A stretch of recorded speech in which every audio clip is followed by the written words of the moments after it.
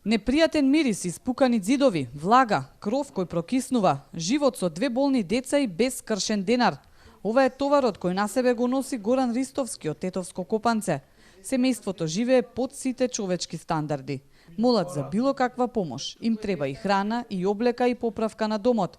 Вака велат, едва и се живее. Највише помош ни треба за да онадим ова куќа да го безбедим. Да се стаја фасада, тоа кровот, тие работа тече и да биде како што треба, мислим.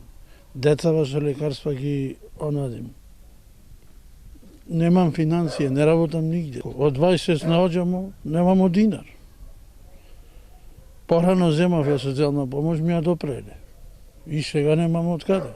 Пред 2 години му починале сопругата и едно од децата, кои биле болни од епилепсија. Горан, иако инвалид на едната рака, очајно бара да најде каква било работа, да има барем некој сигурен денар да ги дообразува другите 2 деца. Инвалид сум, барам работа, ако може со ваќе инвалидско нешто да се онади барем. Било што. А со инвалид нигде па не ме прима со руката. Тоа е муката. Децата да ги прошколувам, ја сакам, нечем друго. Ова семејство живее од милостина на добронамерници, кои понекогаш им носат за јадење и облека.